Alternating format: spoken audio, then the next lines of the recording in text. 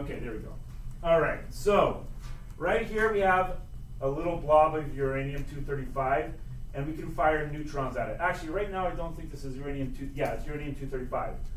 All right, let's not do uranium-235. Let's do normal uranium. This one is stable, so let's have a bunch of stable uraniums. Not 235, just normal uranium. If we shot neutrons at them, what we'd see is that these neutrons just sort of decide to attach, right, and nothing really happens. We could have tons and tons of these, and if we were shooting neutrons out, they'd hit other nucleuses and nothing would happen. So there's nothing special or cool about normal uranium. However, if we find an isotope of uranium, or uranium-235, which has less than usual, we could have a couple of those and try shooting it with a neutron. Okay, wait, did I do the right one? I did the wrong one. Okay, let's just do some uranium-235. Okay, so if we shoot uranium-235 with a neutron, we're going to notice it flies apart. Now in this case, we didn't have a lot of uranium-235, so after that explosion, okay, in this case we shot a neutron into it and nothing happened because it didn't hit anything. If we add a few more, it'll probably hit one of them, and we keep missing. Oh, let's aim. Okay, let's hit one. All right, those neutrons fly apart, start hitting some of the other nucleuses, and create a little bit of heat. Great. If we add a few more, we might get even more heat. However, we haven't really hit critical mass yet. If we have a whole bunch of them, at this point we've probably hit critical mass, and if we fire a neutron into one of these little nucleuses of uranium-235, it's going to cause a giant chain reaction. All of them are going to end up exploding, releasing heat. So that would sort of be like an atomic bomb. In a nuclear power plant, we could harness that heat in a healthy way, in a normal way, and just create heat, which would then later be transformed into electrical energy. So again, uranium, normal uranium, doesn't really do anything productive. Normal uranium doesn't serve much of a purpose. You shoot one, it doesn't cause a chain reaction, it just does nothing. However, if you replace that with uranium-235, you can shoot individual ones. Oops, let's get rid of that one. Reset. What's going on here? Let's just reset this all. 1, 2, reset nuclei. We don't want any of the normal uranium, we only want 235. You can shoot that. Let's see if it hits any, right? We get this chain reaction. And if we have a bunch of them, those nucleuses start separating and we get huge amounts of heat and a huge chain reaction since we've hit critical mass. All right, guys, that's basically it, right? That's the extremely, extremely simplified version of nuclear reactions. Obviously, it gets a lot more complicated than that. But what I'd like to show you today is a really cool modern marvels. Now, I know modern marvels, sometimes they're a bit dry, but I think this is the most interesting modern marvels I've talked about. This could give you a lot of really cool information you can talk about with Mr. Inch and Mr. Basinger. This talks about a lot of history in World War II. However, it also talks a little bit about the physics and science of nuclear reactions.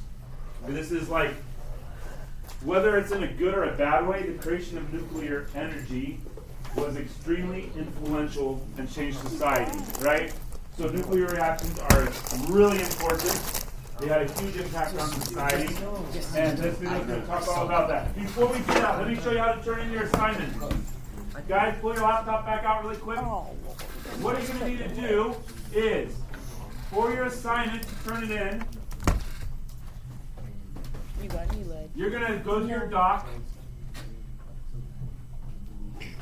Great. Oh, so your doc should have all these beautiful notes, right?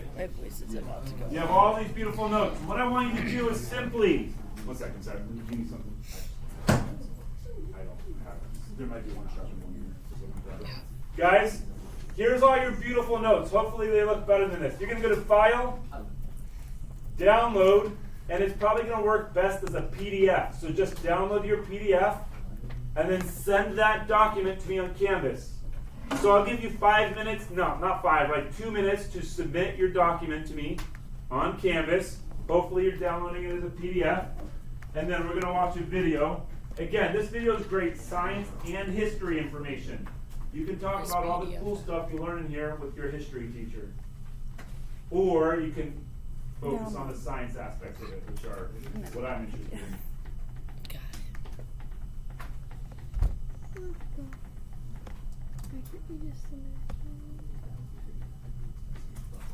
Wait, how do you submit it? Where do you put it? Where it says submit notes. Well, yeah, Guys, if you need help submitting it, just call me on over and I'll be there in just a once you second. hit start. You click on the clicks.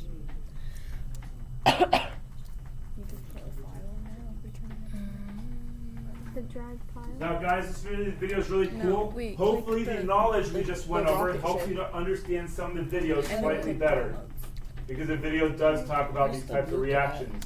What? Where's the blue? They're going guy? to answer Yeah. Matthew's question. They're going to spend a good amount of time talking about how did they get uranium-235, not just the normal useless Sophia, uranium, Do you have what a process, pencil? and how they spent millions and millions of dollars and years simply trying to sift or filter uranium to You're get the so valuable good, uranium. brother. And I don't know if it'll fit in there actually. All right, I'm going to start it, guys, at this point. Make sure Because you're I don't following know along on the sheet. Did anybody have trouble hope so. submitting their document? Okay. This should take us about until the end of class. To make peace, scientists built the ultimate weapon of war. To fight fascism, they unleashed the power of the atom. Theoretical brilliance and engineering grit gave birth to an ethical nightmare, the atom bomb. Now, Okay.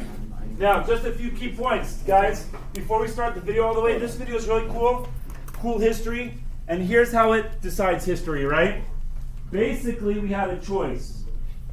Okay, we had this really crazy scientific invention we were making. It talks about the science and the process we went to do it. But it also talks about how the scientists at the time were worried that, hey, if we make nuclear bombs, this could end the world. So they were deciding, is what we're doing ethical? Should we make this nuclear bomb that if we had a nuclear war, could eventually lead to the end of the world? What the video tells us is, well, the big decision, and this is also sort of the plot of Oppenheimer says the same thing, is the US had a decision. They knew that if they didn't do it, the Nazis were hot on their trail, right? The Nazis were very close to making a nuclear bomb too. So, if the Nazis got there before us, Germany would rule the world. And the saying I've heard a lot of historians say is if the Nazis made the nuclear bomb first, everybody would be speaking German right now, right? So we were in a race. If we were really worried that, hey, creating the atomic bomb could lead to serious consequences.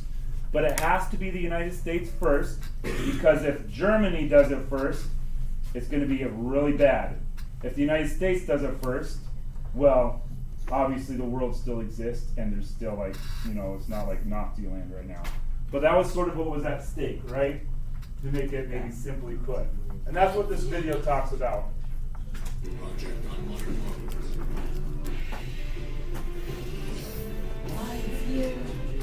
Let me turn on some captions. Wait, Sophia, can I steal this pencil for the day? Yeah. Okay.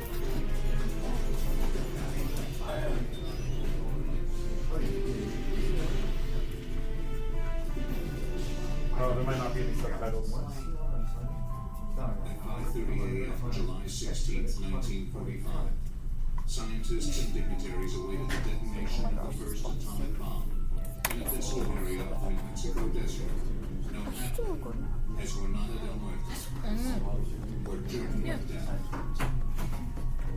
They had taken bets on how much power their creation would unleash, but many wondered whether the weapon would work at all. There was, however, one certainty. If the atomic bomb detonated, the world would never be the same. Okay, I'm gonna put the same video up, but one that has. Oh wait, does this have captions? No. Okay. I'm gonna give you one with captions to make it a little easier to get your answers. Play it on Amazon Music. To make peace, scientists built the ultimate weapon of war. To fight fascism, they unleashed the power of the atom. Theoretical brilliance and engineering grit gave birth to an ethical nightmare, the atom bomb. Now, the project on Mars. It's literally just the front piece is curved. It's like, but it's like slanted.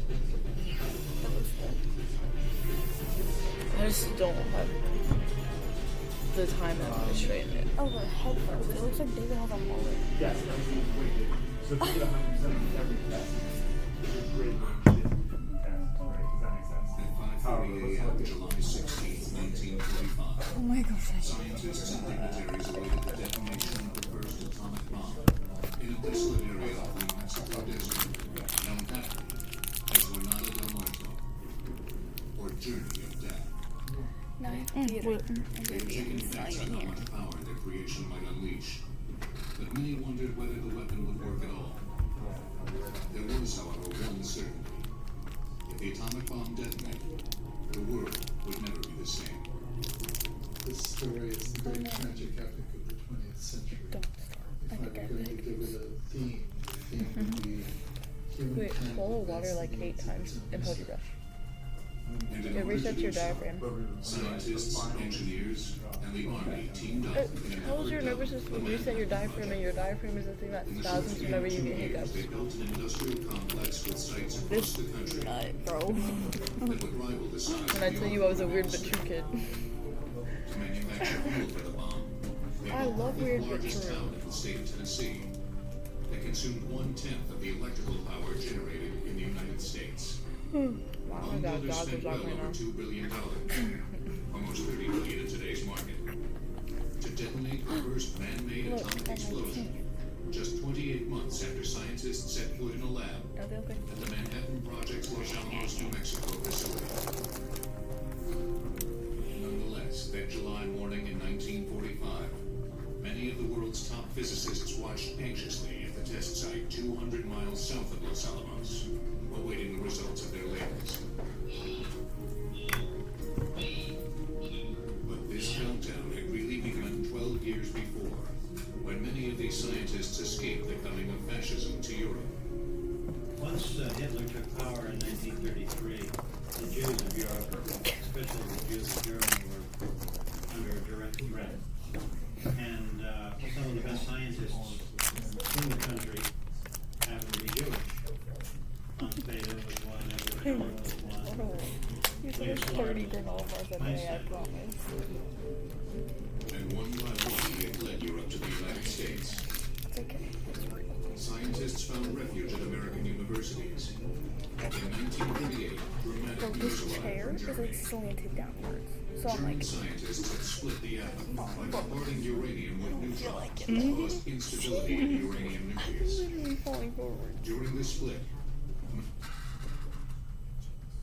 Oh, that doesn't help. Crazy. and with it, opened a Pandora's That's crazy, box. bro. If each of those neutrons goes into another uranium nucleus and causes fission, then the first fission has led to more than 2 fissions in the next generation, and you can see that each successive generation has many more neutrons, and this causes an explosive chain reaction. If 2 masses of highly fissionable uranium in the form of a sphere and a plug could be brought together with sufficient speed inside a bomb, So good about an what? exponentially increasing chain reaction with explosive bro? force would result. The implications of the discovery of the fission of uranium would be obvious to scientists in I'm Nazi leaving my Germany, extensions in. and this frightened Leo Szilard, a 40-year-old emigre physicist from Hungary. Oh Politically man, astute, let's not. Szilard wanted to Let warn me get President big. Roosevelt, but he knew that he lacked the stature to do so. Imagine Could you imagine with like a with heavy foreign like, accents say yes. they have figured out a way to make a bomb no bigger Good than Lord, an I could ordinary end a bomb move. that could blow up. You might well think Oh, they were no. crackpots. Throw them out of your office. Szilard wrote a letter to the president and sought a prominent ally to sign it, this Albert Einstein. this you move. Szilard, who didn't drive a car, enlisted the help of his friend Edward Teller, an eminent theoretical physicist. To Feel like drive him whenever to you wear your Einstein's glasses summer to house school. on Long Island. If you put a pop. Einstein, vero. Potom Fibonacci Look at what your face be looking like. I think Fibonacci is about it. And then said, yes, that's it. Needless to October say, I'm 11, never gonna go. 1939, in response to Einstein and Szillard's letter of warning, President Roosevelt formed the Advisory Committee on Uranium. But this abstract new discovery became a low priority for a leadership distracted by a world war that was now 2 months old. A recent refugee in that war, 37-year-old physicist Enrico Fermi narrowly escaped with his Jewish wife Laura.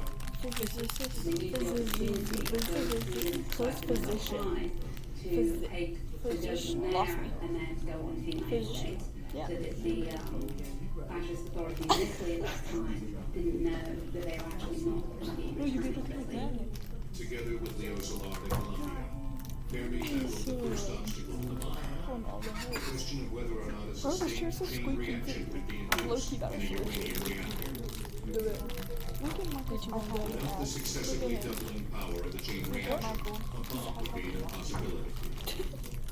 Fermi was one of the few scientists who was talented both in theory and in practice. He loved getting his hands dirty. Leo Szilard was the antithesis of Enrico Fermi. Szilard usually slept late. He soaked in the bathtub to get fresh ideas. While in the bathtub, Szilard remained focused on the competition, the German bomb effort. He convinced scientists in the U.S., whose community thrived on openness, to censor their own papers, so that they would not inadvertently help the Germans.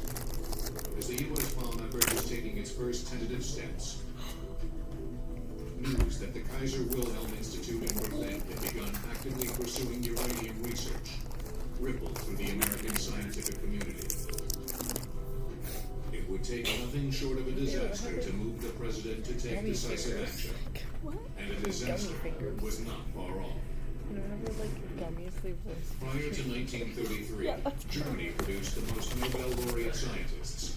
After that date, scientists in the United States received the most honors. Why are you following me?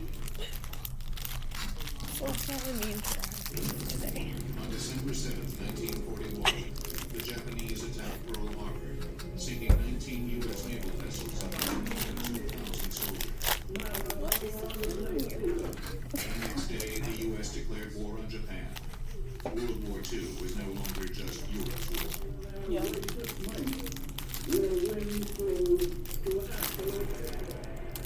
America's entry into the war had a galvanizing effect on its war-abundant atomic bomb effort. President Roosevelt approved production of the weapon and turned the nuclear program over to the Army. Brigadier General Leslie R. Groves, an expert engineer and administrator, was placed at the head of the Manhattan Engineer District, named after the project's initial headquarters in New York City. General Groves, having just finished building the Pentagon, was absolutely disgusted to reset that project as it came to be called. He was sure it was a boondoggle. He was sure he would never do such a thing. But at the University of Chicago, Szilard and Fermi were taking the first steps in proving Groves wrong. They were trying to demonstrate that the fission process could be harnessed by launching a sustained chain reaction in uranium. They built the first primitive reactor in a squash court beneath the stands of the university's football stadium. The reactor consisted of a pile in which a fission reaction could be initiated and controlled. They did it by piling layers of graphite and then embedding balls of uranium, so that when the neutrons started flying through, they would be slowed by the graphite, collide with the uranium, release more neutrons, and those neutrons would continue in the chain reaction pattern. This momentous achievement, only detectable by a Geiger counter, meant that the fission process could be sustained. Nuclear energy could be released in a controlled way, as in a reactor, or perhaps cataclysmically, as in a bomb. It was so crazy that you could put a bunch of uranium together with graphite. I was just about to say, The bomb was applied to high gear. Its first priority was the lack of weapons-grade fuel. Fission is more readily produced in a rare uranium and I was like, uranium-235. so not Jenga. That occurs naturally at a ratio of He's 1 to 139 to its less I said useful twin, Jenga. uranium-238. Chemically identical, the isotopes were almost impossible to separate. One question. The The only viable method in 1942 was electromagnetic separation. In this process, a mass spectrometer used for separating electrically charged particles according to their mass sent a stream of uranium atoms past a magnet. Wait, can I just look them up? Atoms of the lighter isotope U-235 would be deflected more than those of the heavier U-238 Yes or no? and would be captured one atom at a time. Online? Scientists at Columbia University championed a competing mode of separation, gaseous diffusion. This method passed the isotope through a porous barrier that separated the lighter isotope from its heavier counterpart, but it proved to be technically challenging. In a square centimeter, Los about the size Alamos. of a thumbnail, you've got to have hundreds of millions of Can't forget the question mark after Alamos. Because In case you're not sure. the gas flows through without it separating. The gas gets in there and But then if it was like, oh, he's like, you're right, I'll be like, "Ah, I just flipped that there on accident. You weren't supposed to see that. Like, and then like if it's wrong, he'll be like, that was actually a question you were supposed to answer. But you know, you felt on that person. Both Yeah. techniques would You're have right, to be no, done I'm on not. massive scale What? and would prove extremely costly. And if they worked, they would provide fuel for a bomb that would be designed in a remote area of New Mexico.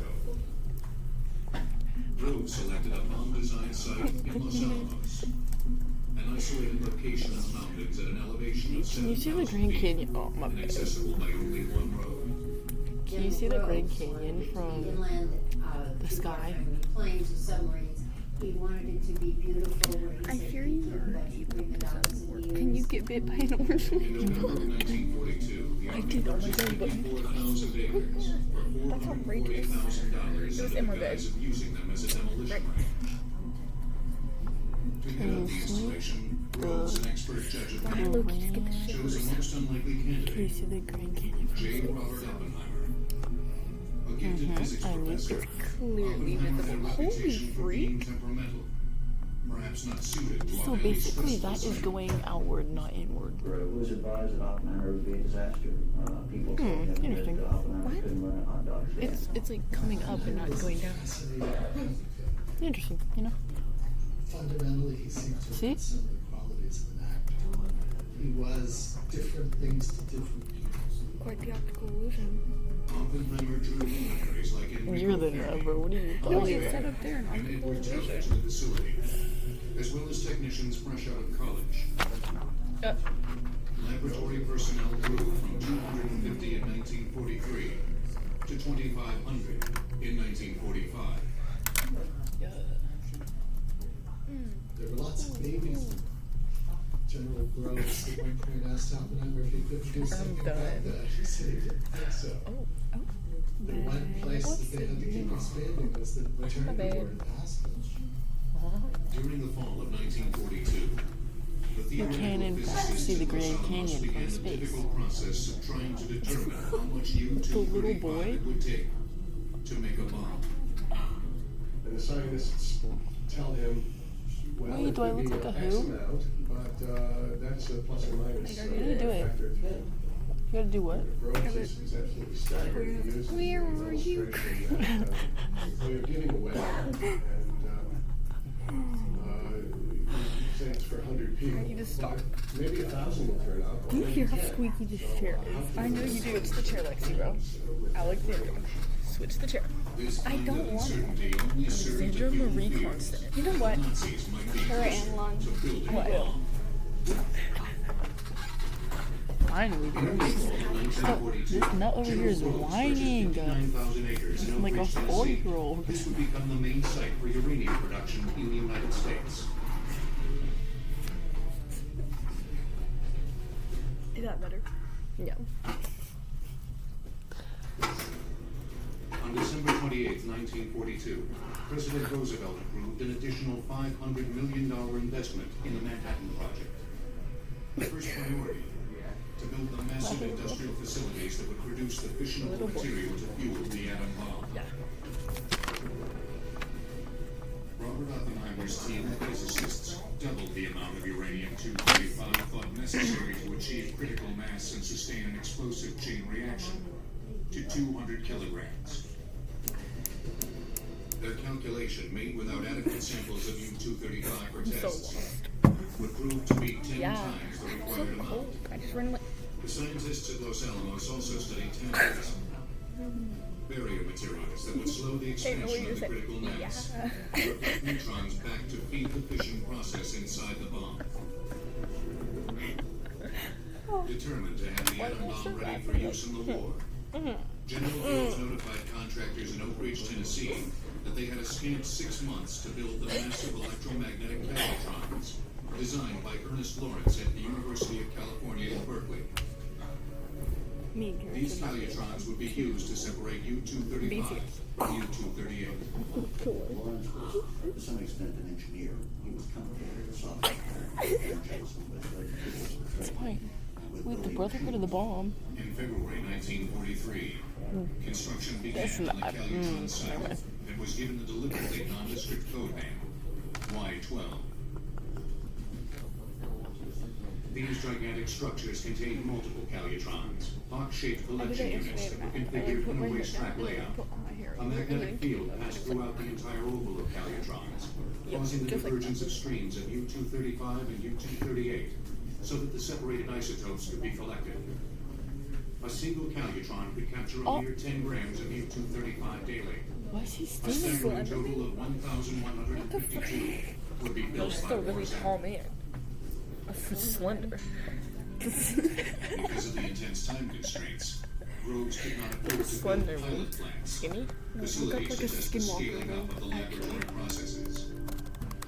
They're physically building Oak Ridge and Y-12. Yep. Me in my basement, like. Before the design drawings being approved. It was incredible that you would never do this. Hell no. And you would never do it short of a wartime emergency that is dire.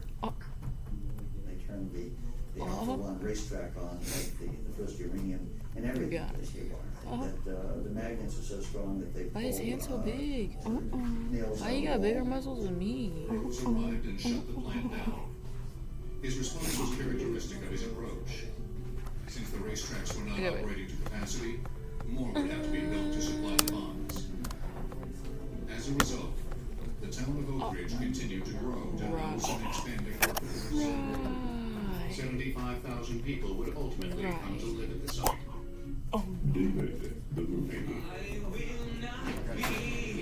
Real. Groves used creative means to recruit them. Oh my god, that's terrifying. The solution was to put out ads saying, we can't tell you what you'll be doing, but there'll be steak of the night. Once hired, workers were instructed to be evasive about what they were doing. If anybody asks you what you make in a bridge, do you tell them you're making the lights for the lightning rods, or that you're making the holes for the donuts? Why are you holding her hand like that? Meanwhile, at Los Alamos, design work was underway. Wait, we gotta remember it's recording. As the test bomb came to be known. The main obstacle was how to quickly assemble two smaller subcritical masses into one larger explosive. The bomb design that they came up with was a gun design. Where did he find a suit that Inside fit the him? bomb, a cannon would fire one piece of radioactive fuel into another at 3,000 feet per second. The pieces would have to come together fast enough to prevent spontaneously emitted neutrons from melting the fuel, causing the bomb to fizzle rather than explode. Help, I've been to the Appalachian Mountains. Engineering aspects were daunting. It's one thing to say you can shoot a piece of uranium in a second, but you got to, how do you do it? How fast does it have to go? How do you keep it together long enough as a mass so that it does go high wire bomb atomic? They were lending effort to overcome these obstacles by setting an example for his team at Los Alamos. In the middle of the night, something will be done.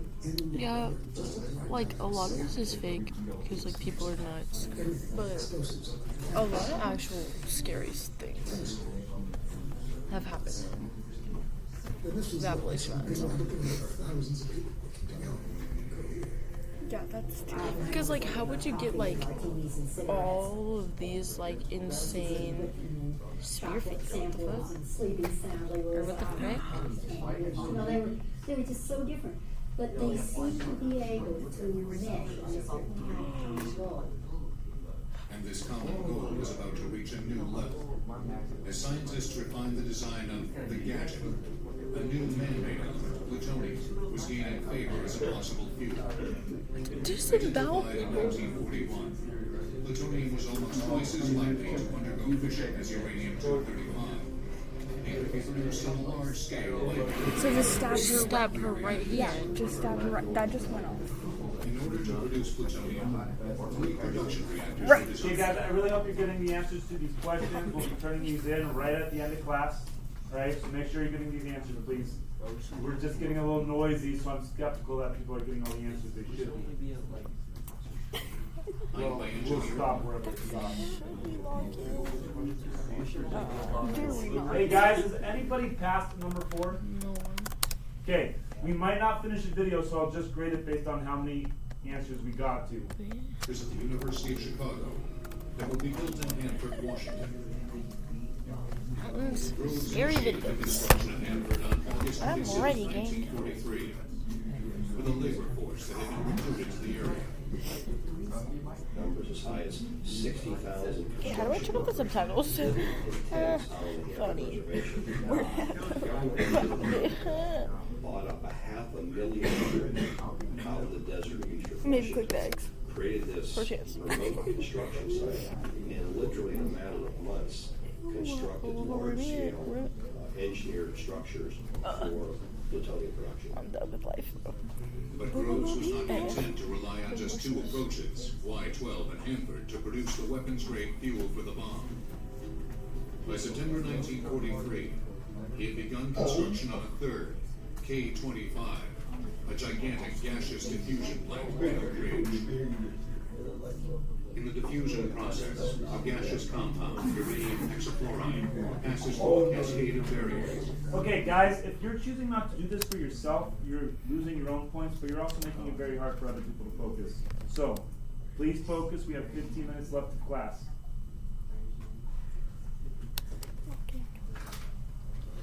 Of the lighter isotope, U-235.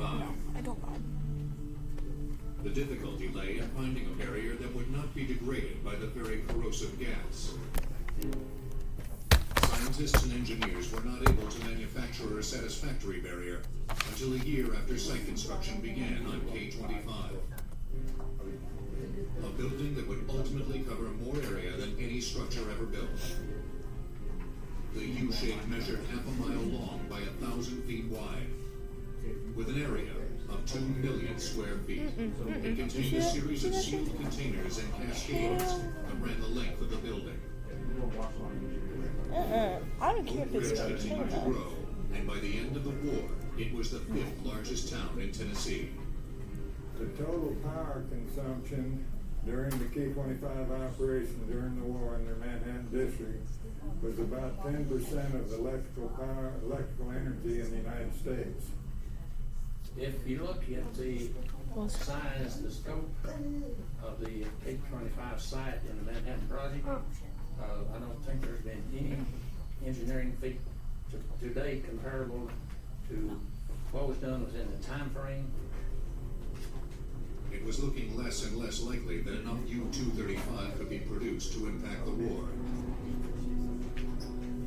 At the same time, the alternative, plutonium, was proving to be equally tricky. Impurities in this new element were leading to increased neutron activity that would cause bombs to pre-detonate, to fizzle before the two halves joined in a critical mass. There are production plants at Oak Ridge. They're not sure they can even make any uranium at that point in 1945. And so, if they can't use plutonium in a gun, there may in fact not even be an atomic bomb. It's a real crisis. It's at that point that I think Oppenheimer's talent comes to the fore, where he brings in the people, new people in fact, and he reorganizes some of us, that brings people in to solve the problem of how to make a plutonium bomb. The plutonium bomb's new configuration called for an outer shell of explosives that would direct symmetrical shockwaves inward, compressing a subcritical central mass of plutonium. The resulting increase in the density would shrink distances between nuclei, thus starting the explosive chain reaction. Nobody had ever taken high explosives wrap around something, you got a symmetrical explosion. And so they weren't even sure they could do that technically. It was a very, very tough engineering problem. So from May 1944 until about August of 44, the laboratory wrestles with this problem. By late 1944, K-25, the gaseous diffusion plant, was producing enriched U-235 that ran through the magnetic calutrons to effect a further enrichment. This 1-2 punch generated enough fuel for one gun-type bomb. But if, as military strategists thought, it would take more than one bomb to break the enemy's will, then it was crucial that the upcoming test of the new plutonium implosion bomb work. All this uncertainty only served to heighten tensions at Los Alamos, as scientists and engineers prepared for the first detonation of an atomic weapon. If the implosion design was successful, it might bring an end to the war. Oh, we forgot that. As a substitute for copper, which was in short supply during World War II, the U.S. Army borrowed almost 15,000 tons of silver from the U.S. Treasury to wind into coils for the Calutron's electromagnets. Is it real? Remember we talked about that copper is extremely conductive, so it's good to run electricity through. Silver is more conductive, but we generally don't use it because it's really expensive and copper is good enough.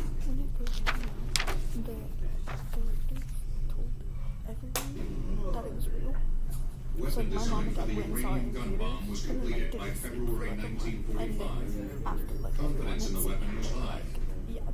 They named it Little Boy for its relatively small size, 10 feet long and less than 10,000 pounds. Designers considered a test prior to combat use unnecessary and impossible, since there was only enough U-235 for one See, the bomb. thing is, I need to know it's fake The before design I for watch the more it. complicated Because, like, if I don't know plutonium-fueled it's fake, implosion device it's like I'm dubbed horrified. Batman But for then its if I know rotund it's shape, was approved in March, and a test was scheduled for July. But like, if I know it's fake, I'll In just be like, preparation for "Yeah, go deployment of for the it. That's so weapons, fake." And Colonel then you Paul realize Tibbets, how a fake it veteran is. combat Like, pilot you with can see the extensive picture, it's like, okay, B-29 that was experience, pre-planned. was selected and placed at the head of a new unit, the 509th Composite Group. The unit began training at Wendover Field, Utah, dropping 5,500-pound orange dummy bombs. On April 12, 1945, President Roosevelt died in Warm Springs, Georgia, bringing Vice President Harry S. Truman into the Oval Office. Secrecy on the Manhattan Project had been so tight that Truman was not privy to the bomb developments and had to be briefed extensively in his first weeks Is in there like office. something in Google Maps like, is it school appropriate? Less than 1 month later, German armed forces in Europe surrendered. Okay. But Japan did I not. know this video is so random because it was like, In June 1945, Tibbets and his unit moved to Tinian Island in the Pacific, 1,450 miles from Tokyo, where the Navy Seabees had built the world's largest airport to accommodate Boeing's new B-29 Super Fortresses. Island was selected because it was within striking range of Japan. Number two, it had the longest runway. Number three, it had the facilities there to modify the area where we're going to load the bomb. I wanted to have my crews fly over enemy territory because they were not used to flying over enemy territory. I wanted to get practice being shot at, flying alone. Half a world away on the morning of July 16, 1945, in the New Mexico desert 200 miles south of Los Alamos, scientists and dignitaries awaited the results of the first test of an atomic weapon. like these ones freaking Oppenheimer had given the test of the implosion device the code name Trinity, a reference to a devotional poem by 17th century English poet John Donne. The poem explores the paradox of a God that destroys in order to renew. But on the morning of the Trinity test, the implosion device did not look particularly imposing atop a tower 100 It just feet scares high. me that I might have a doppelganger and I don't really know. the Trinity device was a tremendous Yeah, me step too. for 3M because Like- most of it was undercover. It was a garage bomb, basically. And it literally takes about 3 days to assemble one of these wartime devices. Think of it as crude laboratory. So you're on production designs. You don't go over to the assembly line. You've got to worry about have we done everything right, what's missing. And there It's insane how much they look like. Last minute had a nightmare that they put something together wrong. Actually, go back and discover that I inserted this one back into The scientists waited anxiously. There's like some witch. Some fear She's like known as like a witch in the 80s, and she looks just like Taylor Swift. and destroy the world. I can't remember her name. And Teller mostly scared everybody to death because he was putting some cameras Priscilla Presley. and his scans as the guard against the ultraviolet bomb. This is 20 miles away. All the scientists were 20 miles away, but most feared it done, especially since a blank test of the explosives surrounding the core had failed the stage before. Sensors showed that they had not fired simultaneously and would not have compressed the core properly. It's really unnerving when that failed. Normal anxiety that one might have had like a device that didn't work, but it never been tested for it. I was heightened by the like what? I'm so lost. General Yeah, Groves that's was so lying scary. on the ground, prone position, facing away from the blast. What he said was going through his mind was, what was he going to do when he got to zero and nothing happened?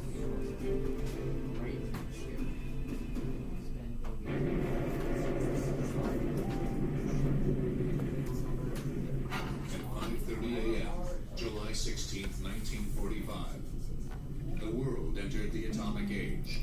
With an intense flash, a sudden wave of heat, followed by a What's all tornadic this shit? shockwave. You get stickers. The ball of fire extended 40,000 feet. The bomb packed a punch equivalent to 20,000 tons of TNT, the high end of most of the scientists' predictions. Completely vaporizing the steel tower and heating the desert sand into glass for a radius of 800 yards. What got me was how do you feel the heat of the fireball would hit my face exactly as it's. Did she die? Oh no, It became light and light, and I know, and I knew that soon it will be used over Japan, and then it will not be just an experiment. Groves returned to Washington to report the results to Secretary of War Henry Stimson and to make preparations for the use of the bomb against Japan. Later that day, Groves had his photograph taken for the publicity that would accompany the bombing of Hiroshima. The what? No. Y-12 was done out there in Tokyo. He put his hands on his hips and says, no, I won't look at Okay, guys, what's the last question we answered? The last thing I have was, what was the time? What number? Number 3. Okay, guys, I'm going to collect this for now. We'll finish this on another day because I think it's really great. And we'll grade it after that point. I literally don't know. So I'll hand